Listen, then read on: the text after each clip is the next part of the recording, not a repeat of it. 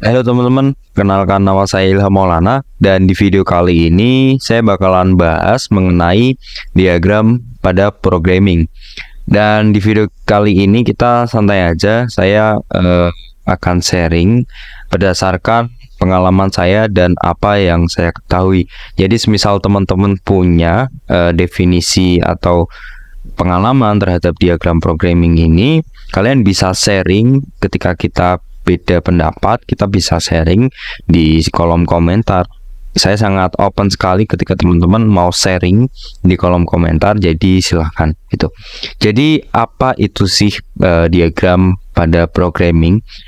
Kalian kerap kali menemukan banyak diagram pada programming, ada UML, ada DFD, ada flowchart, banyak sekali, ada IRD, dan itu fungsinya berbeda-beda ya teman-teman. Misalnya IRD untuk desain database, untuk kita mendesain sebuah database.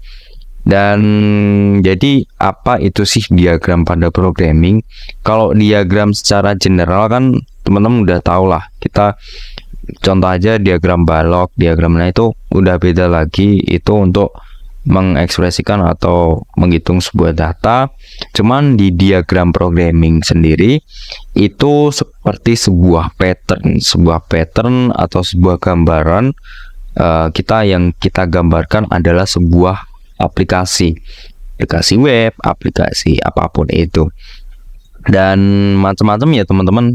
Diagram pada programming yang udah saya sebutkan tadi, ada UML, ada DFD, ada flowchart, ada IRD, dan itu akan dijadikan sebuah patokan untuk ngebuat sebuah aplikasi. Contohnya saya ingin ngebuat membuat sebuah online shop, maka yang saya harus lakukan pertama, saya desain aplikasinya. Dan diagram pada programming kita bisa ambil aja satu, misal kita gunakan IRD-nya terlebih dahulu, kita desain IRD, desain database-nya terlebih dahulu, dan itu akan menjadi patokan ke depannya ketika kita ngebuat aplikasi atau kita saat ngedevelop si online shop tersebut gitu.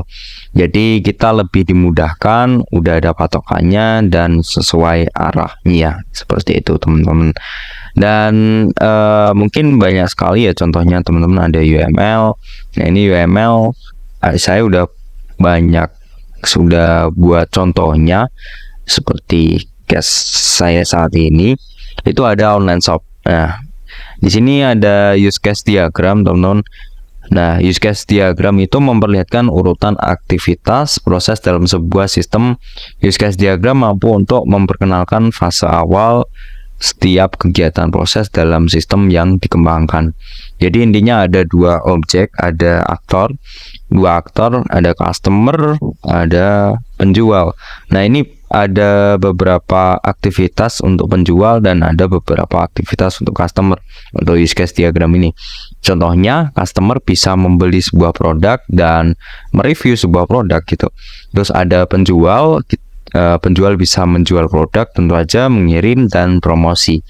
Nah, untuk use case diagram biasanya itu sering digunakan untuk seperti ini, entitas itu bisa melakukan aktivitas apa aja dan bisa interaksi apa aja gitu. Jadi bisa digambarkan menggunakan use case diagram ini. Dan ada lagi jenis diagram lainnya, itu ada DFD.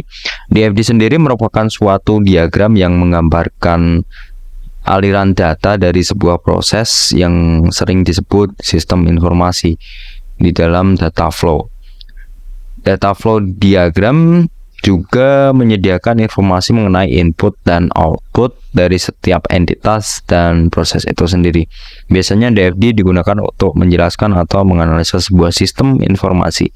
Selain itu, diagram ini juga bisa dimanfaatkan dalam proses perancangan sebelum membuat sebuah aplikasi.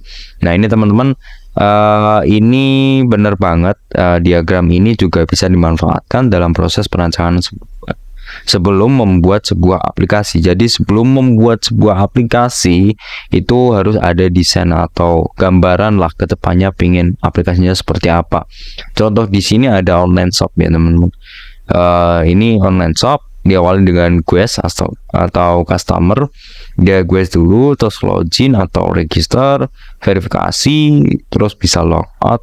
Nah, ketika udah login, udah register, dia bisa dapat product list dari penjual. Dan customer bisa create order bisa penjual bisa receive order, payment verification, dan kirim produknya ke customer gitu. Dan itu ini masih singkat ya teman-teman, masih versi simpelnya online shop. Kalau misal dijabarkan secara komplit mungkin akan lebih kompleks lagi, dan ini saya buat simpel aja untuk contoh, sebagai contoh di online shop. Dan di sini ERD itu Entity Relation Diagram. Biasanya teman-teman paling sering saya gunakan itu adalah ERD ini. Kenapa? Saya sebagai backend engineer atau backend developer itu sangat sering sekali berhubungan dengan database, dan kerap kali ketika desain sebuah aplikasi yang saya pertama kali saya desain adalah ERD ini atau database-nya. Jadi pertama saya desain database-nya, saya gambar di ERD ini terlebih dahulu, terus saya terapkan langsung ke database, contohnya MySQL, Postgre. Nah, itu langsung saya implementasikan gitu. Di sini ada contoh dari ERD online shop juga. Di sini ada order, ada penjual, user, product. Nah, ini ada bisa diibaratkan ini tabel ya teman-teman. Ini ada tabel user, ada tabel order, ada tabel penjual, dan ada produk. Dan ini fieldnya. Jadi ketika ada pacuan ini, ada patokan ini, backend itu lebih mudah teman-teman buat ngedesain kedepannya, desain database kedepannya gitu. Ada sebuah patokannya. Dan ini yang paling saya sering gunakan dari ketiga ini teman-teman, daripada use case diagram, DFD. Nah, itu yang paling sering adalah ERD, karena seperti yang saya bilang tadi, backend sangat perlu sekali desain awalnya itu cukup bagus, dan kita juga pikirkan prospek kedepannya seperti apa. Jadi sangat perlu banget desain ERD untuk agar kedepannya nggak belepotan aplikasinya gitu. Jadi mungkin itu aja teman-teman penjelasannya dari diagram. Intinya diagram itu diagram pada programming itu intinya sebuah pattern atau sebuah gambaran dari sebuah aplikasi yang ingin kita buat. Entah itu flow-nya, entah itu basis datanya, entah itu aliran datanya, kita bisa gambar itu.